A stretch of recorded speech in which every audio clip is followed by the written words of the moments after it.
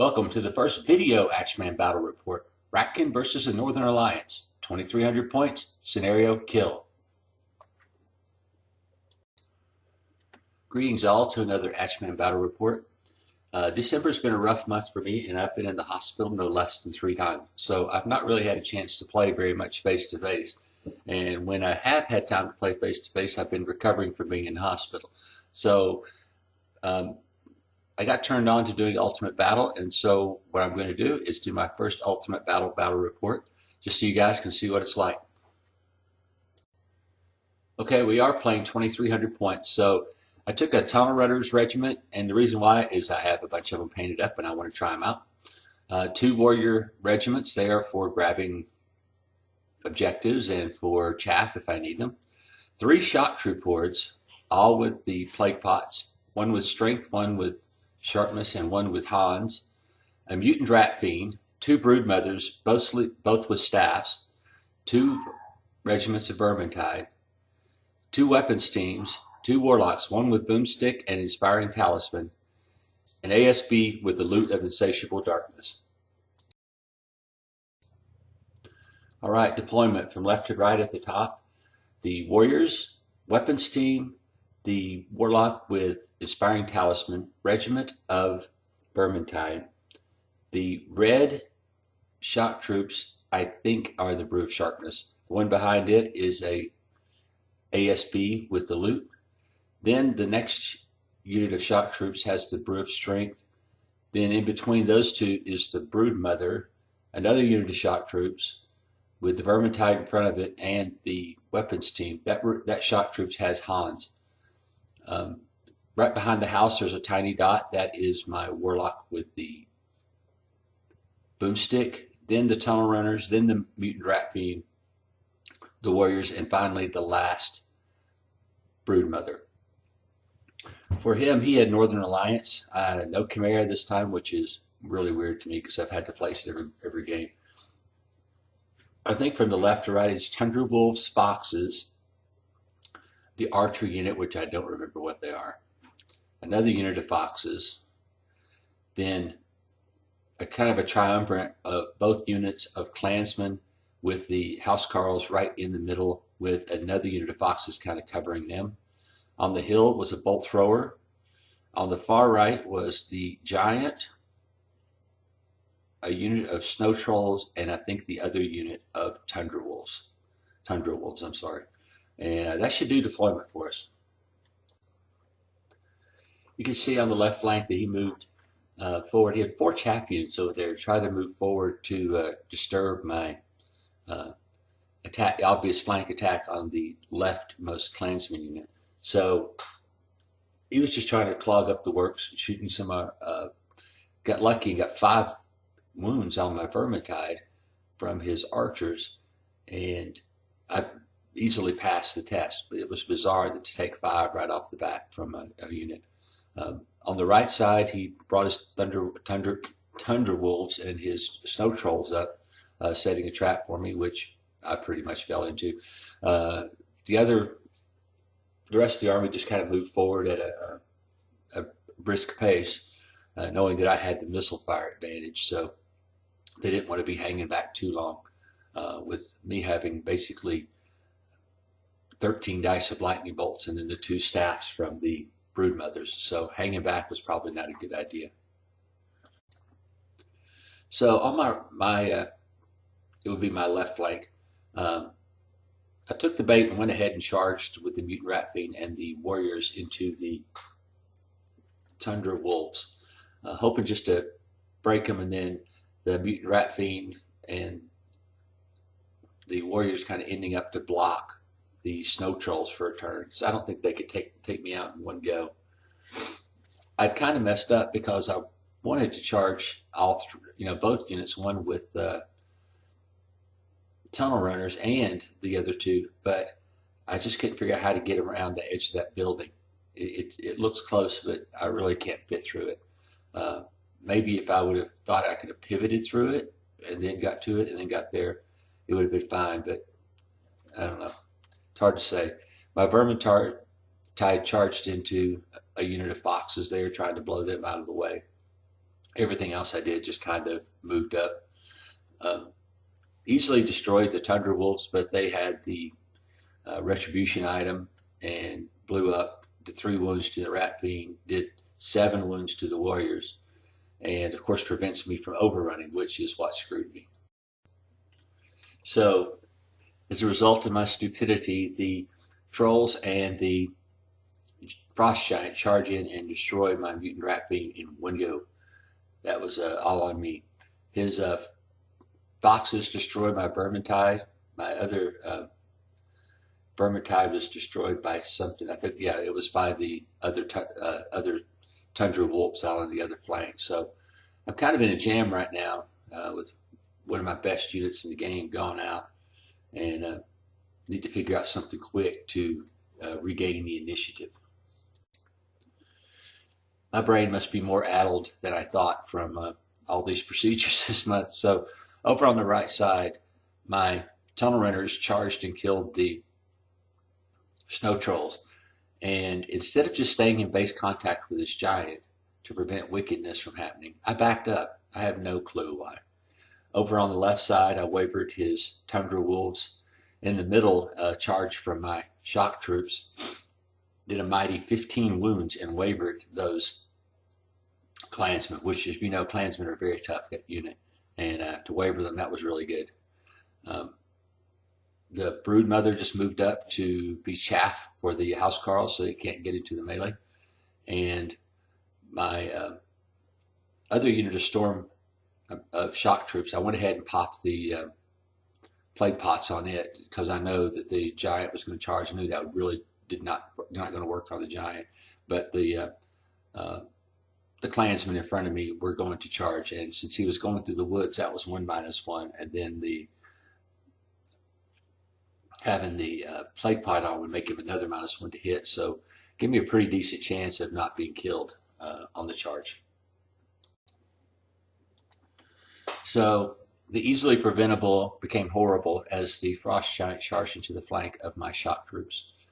The Klansmen went ahead and charged from the front. I think I took 13 wounds from the whole mess, which was not bad and was not wavered. The Housecarls charged into the Brood Mother and put 9 wounds on her and did waver her. So what made it through the turn fairly well. A lot of potential for bad things, and holding out with those 2 key units for one turn was just huge. And I mean, almost equivalent of rolling snake eyes for some things. So on to the next turn. So my return whacks. On the left flank, I went ahead and finished off those stupid Tundra Wolves with my shooting and magic. Both units of shock troops went into and finished off the Klansmen with ease. And since I was victorious, I side saddled with the unit that's in the very top center to get over, so I wasn't able to be flanked by the Housecarls in case they busted through that unit, and just moved the other shock troops so that no matter where the Housecarls go, that they're going to get charged. I'm pretty sure my unit was wavered because I don't see yet that I put any wounds back on the Klansmen. I did turn the tunnel runners to face the back of the giant, and the warlock to face the flank of the giant. So I was positioning just in case I lived, but I was pretty sure it wasn't going to happen. Well, it's getting close to the end of the game. As you can tell, things are rapidly escalating. Both units of shock troops managed to destroy the Housecarls after, of course, she destroyed the Brood Mother. Craig's other unit of Klansmen charged into my shock troops. I don't know how much damage it did. It didn't seem like it was very much. And my tunnel runners charged into the giant, doing a few wounds, but really nothing spectacular happening except that the Housecarls are gone and the left flank is secure. So his Klansmen had done quite a few wounds to the shock troops 12. That's a pretty good job. And I was able to countercharge with that unit and then the other unit of shock troops and wipe them out. At the same time, my broodmother charged the giant in the flank, and the tunnel runners charged the other giant, the giant in the front, and that was the sweep of everything that mattered on the table at this time, and we called the game at this point. All right, I just want to do some final thoughts. The first thing is learning to play Ultimate Battle is really neat. I was very fortunate. The guy that's called Vega Lothbrook on the forum is the one who taught me. It took me one lesson, and I pretty much had it after that. I turned around and taught Craig, and now we've been able to play some games, even though I've been sick and not being able to really do anything. I can sit here at the computer and play a game and enjoy it. I don't enjoy it as much as the spectacle of the tabletop, but I do enjoy it because it just lets me have the chance to try out some army lists and stuff like that I probably never would use without having to paint models, of course. And so, I mean, it lets you experiment with things that you haven't got to use yet on the tabletop and let you see how that they might potentially work. As far as Craig's list, I like his new list without the Chimera. The Chimera just took up so many points. It really, I think, ruined some of his flexibility. And the Tundra Wolves and kind of a chaff flank, it actually worked out pretty well. It kept me off of him for quite a while. And the trap with the Tundra Wolves is what doomed my Mutant Rat Fiend. So I do like that list a little bit better than the other one. I'm not sure how it would do against my goblins or any other list, but anyway, I do like it a lot better. It just seems like it actually did something in the game instead of just maneuvering around trying to do and end up with no good result. So to the Ratkin list, I know I made the shark troops a lot stronger than I probably should have, but I had 85 points left when I was making the list, and I was about to get one more unit of warriors when I thought about what 85 points would buy, and so I went ahead and upgraded both units to shock troops.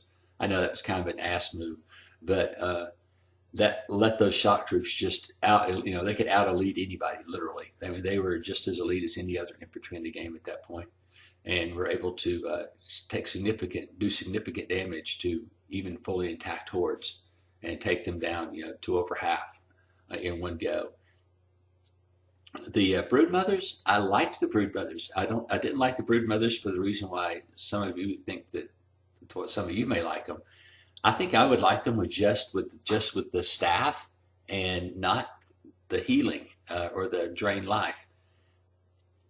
I guess maybe it's just a play style thing. I just like the staff there because it's kind of like an extra shorter range lightning bolt for them. Plus, I use them more for the inspiring and the aura, which I think I forgot to use again this entire game. They use them for kind of like the troll hero does in the Goblin army, where you can charge in, using it because it's got that small base size. So my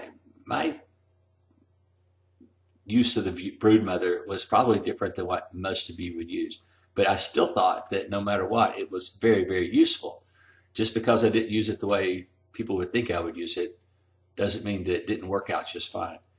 The Mutant Rat Fiend, it was just some bad luck. I didn't realize he had that item. We play we play with closed lists, so surprises are surprises, and that was a surprise. The thing is that I think after that thing blows up, you can't do anything else, so you're kind of stuck where you're at. And I don't know what I had in mind. I knew I could probably take the trolls or the giant with the Mutant Rat Fiend, but there was no way I was going to take both. It got wiped out in one turn. So my bad on that. But like I said, the whole game I did not play very well. It was just that some of my forces were so good, it didn't really matter how bad I played in some of those cases. I don't know how to use that thing, and I'll have to play with it a couple more games to see how to use it correctly. I did the same mistake with it as I did sometimes when I'm using flyers, is charging into things without enough support to take it out, to make sure it's absolutely sure it's gone in one go. And to charge on the first turn like that was stupid anyway. He could have charged me just as easily, and I would have done just as well. So, again, my mistake, but I'll definitely give it a try another time. This time, maybe think about how to use it a little bit more. The rest of the list, I mean, I probably could have done with some more chaff just to be annoying, but I don't know where I would get the points to do it unless I started de-eliting the army quite a bit so that I could have several more units of chaff. And that's just my feelings on it. Is that right now this force was very elite. Of course, I guess knowing I was playing Northern Alliance, which is very elite as far as infantry and stuff, that I figured with my slightly lower base cost, I could play the elite game with him without really losing too much. And if you think about it, on top of playing the elite game, I had a warlock with boomstick. That's 8 dice of lightning bolt. Then I had another warlock just by itself. That's 5 more dice of lightning bolt. The 2 brood mothers had 10 shots with their staff that are equivalent to lightning bolt. So I had quite a bit of shooting, plus the 2 weapons teams to do damage. Weapons teams didn't do that well this game. I probably would have been better off putting them together and trying to concentrate them like I usually do. But I had quite a bit of shooting, if you think about it, without really sacrificing too much of my army to get a good shooting phase. And so I did like the list. I think I'm going to tweak it some more. Maybe get rid of the drain life on the brood mothers to get myself 40 more points. I don't know what I'll do with the 40. Maybe I'll work on some chaff with it or something like that. But the list played really well, as you could see. I mean, it once it got into the fight, it was very, very choppy.